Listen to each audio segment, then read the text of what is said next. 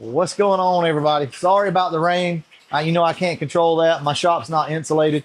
Hopefully, though, you can hear me pretty good. If you own one of these Fox bodies and you've got aftermarket heads and headers and gaskets, things like that, chances are you're going to have to be replacing your header gaskets and things along those lines pretty good bit. So let's go ahead and get into it because, believe it or not, it's actually pretty simple, even with the supercharger. Let's go ahead and dive into this, and I'll show you guys exactly what it is that you've got to do to get down to this. And believe it or not, it's not that bad. I'm going to loosen your clamps and this clamp down here as well.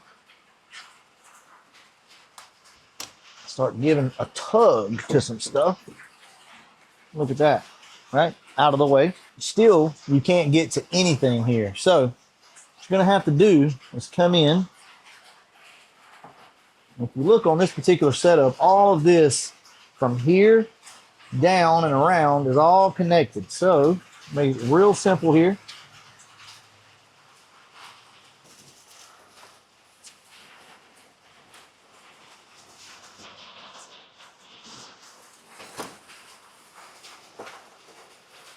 And there you go. These cars with these blowers and turbos, they're really fun. You got power on tap all the time. There's so much that goes into this. This is one of the issues that you're going to run into right here. Just having room. You don't have a lot of room here. We got some AN hoses here for our breathers. We'll go ahead and remove that. Some of you might be asking, well, why do you have this catch can set up here? And it's because on a supercharged or turbo application, you're going to get a little more blow by than you normally would naturally aspirated. So this just helps kind of catch some of the blow by, the oil, and things like that. Puts it over here into this canister. We got some oil leakage. I think it's coming from around this. Probably going to have to put a sock on this. So this is something else that you need to be aware of. Turbo blower car, even NA, it's good to put a sock around these every once in a while. I can get to that last bolt, but I think I want to go ahead and remove this as well. Trust me, guys, the extra 5 minutes to take this stuff off is so worth it.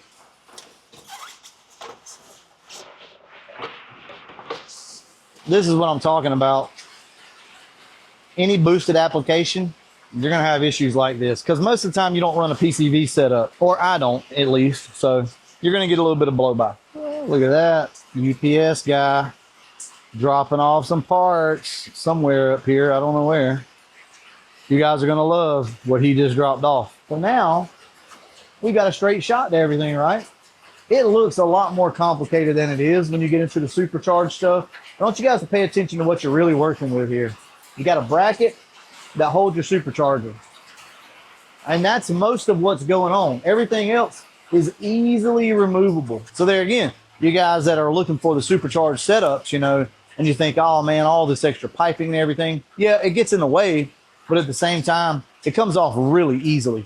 Now, something else that I want to remind you of, any of you guys that's been around the channel for a while, you remember that Berger put a blow-off valve on his supercharged setup. So what does a blow-off valve do? What does it get rid of? I'll show you. All of this. So all of this that runs underneath your normal piping, your charge pipe, which is right here, it gets rid of all that. So what you do is you'll put a blow-off valve on this tube. Now this tube doesn't have any provisions for one. You can probably make it work, but especially on the SI, SCIs, those already have a plate, you're good to go. A supercharged setup with a blow-off valve sounds wicked. I love it. Berger's car is nasty.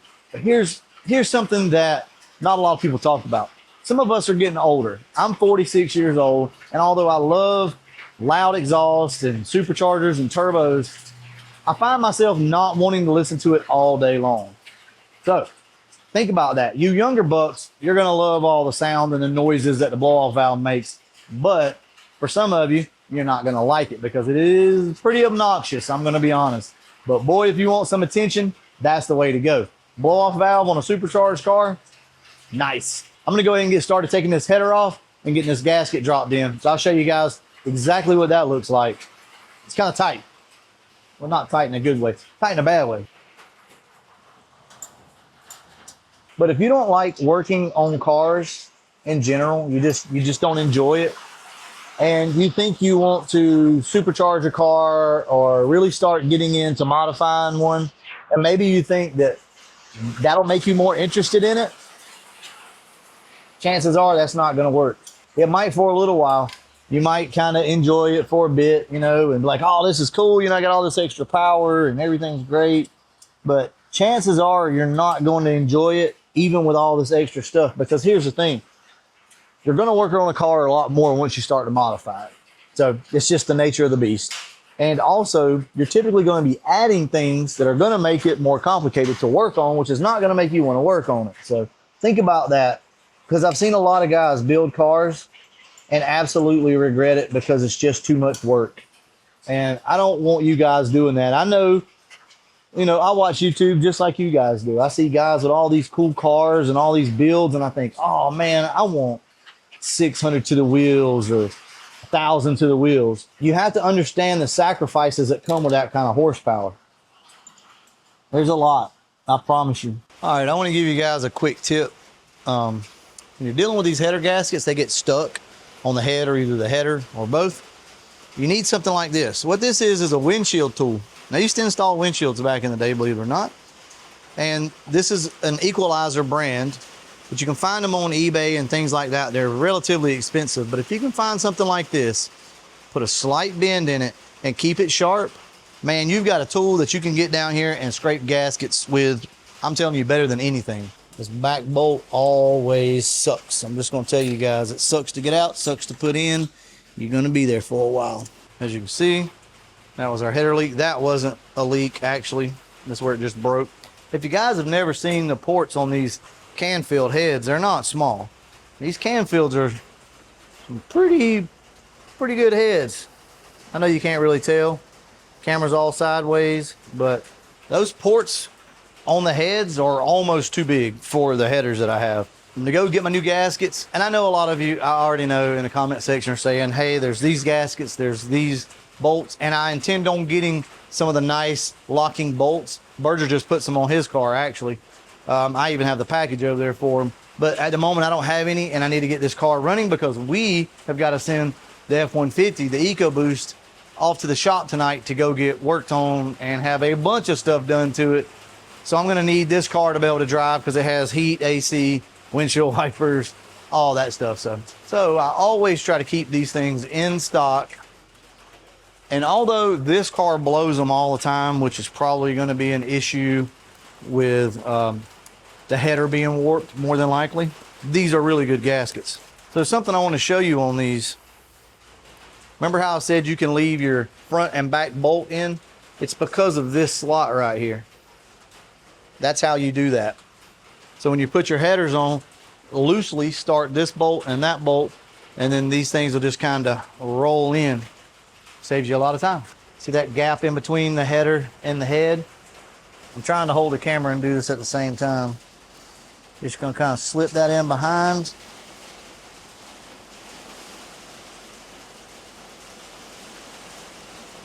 Push down. And there you go. That's actually a major shortcut, guys, because if you don't have the slots, now you're trying to get a gasket to line up in between your header and your head while putting the bolt in. It's not fun. Some situations it's not as bad, but on this car that would be a nightmare. Now, if your gaskets don't have the slots in them, you can just cut those in there with a pair of snips or scissors or something like that. Even your pocket knife. Cut you a slit so that way they can drop down over the bolts. Let's go ahead and see if this thing will start up. Hopefully have no leaks.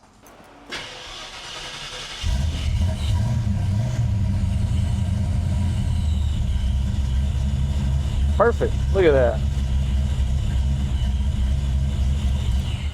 All right, great.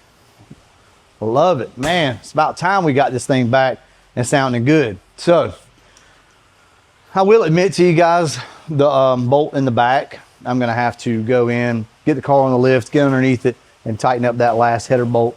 It will blow out if I don't tighten it up. So, as bad as I hate to, I'm gonna have to move this car out in the rain, get this one down, get this one in, and get this thing on the lift so that I can tighten it all up. But before we do all that, I've got a surprise for you guys. Remember, we got a package in earlier. Let me show you what it is. What could this be? That's right. A motorsport banner for the Carbon Fox. I personally think this is going to look great on the Carbon Fox due to the red stripe. It also would look good on the Retro Fox as well. But with that being said, before we get the car all wet, let me go ahead and install this. I'm going to show you guys a trick because, believe it or not, I used to own my own business called Pinline Designs back in the day. And I used to install stuff like this, show you guys some tips and tricks that'll help you installing something like this. All right, first things first, you're going to want to obviously clean your windshield. Something that you always want to make sure of whenever you're installing something like this is that they are trimmed evenly top to bottom. So you see this M where the paper is there and there, that's pretty close. You should be able to eyeball that. And also up here across the top. That looks pretty even. I think we can rock with that. So let's go ahead and get us some masking tape and get this thing installed.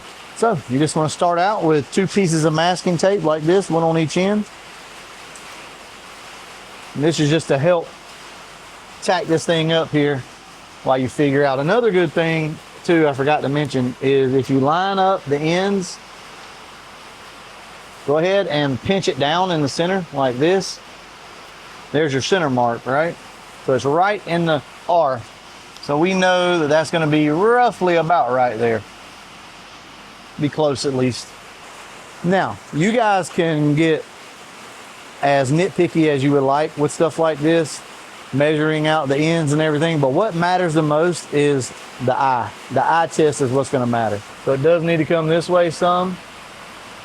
These are actually meant to go straight across the window, so you don't really want to curve them. As tempting as that is, they're just made to lay straight across. And we've got a really good line here for reference, which is this tent line.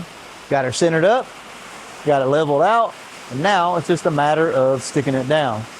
So here's the trick for anybody that's wondering, what is this guy talking about? Find somewhere close to the center, tape over the top of it and down, right, all the way down, just like that. So what you can do, for some of you who are kind of new, you can take this piece of tape right here that you got and you can just slice it. And what that's going to do is allow you to have a lineup mark over here. Just going to fold this thing back.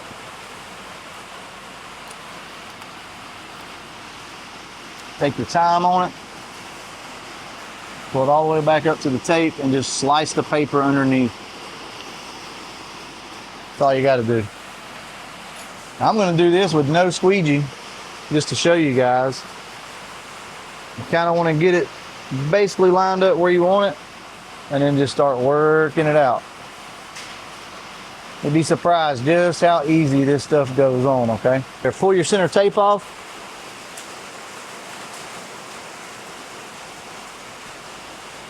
Same thing, go ahead, slice that. Now here's where the magic happens. All you gotta do is come in, pull the tape on the back side of it like this. Make sure you don't pull the letters off. That can happen, which is what's trying to happen here. Okay?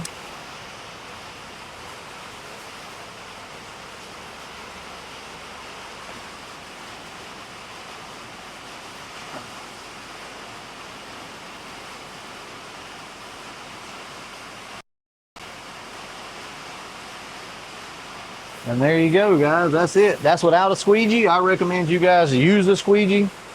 Now, this is where things can get tricky. You want to pull back. It goes against everything that your brain is telling you, but you want to pull back, meaning push down on the tape and pull back like this. Don't pull up, back. But some of this stuff that's been sitting for a little while, it gets really hard to remove the masking off of. All right, just roll it back. See, we missed a piece. It's okay. Don't freak out if one comes up. Push it back down. Be real gentle with it. And there you go.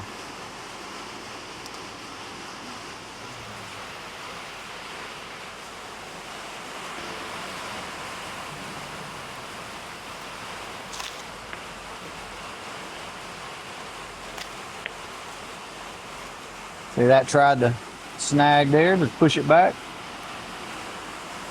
No harm, no foul. There you go, guys. Love it, love it, love it.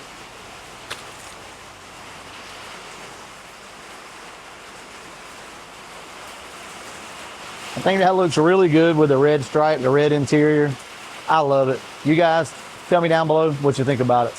Well, that's it. I hope you enjoyed the video. I love this Motorsport banner. I picked it up from NPD.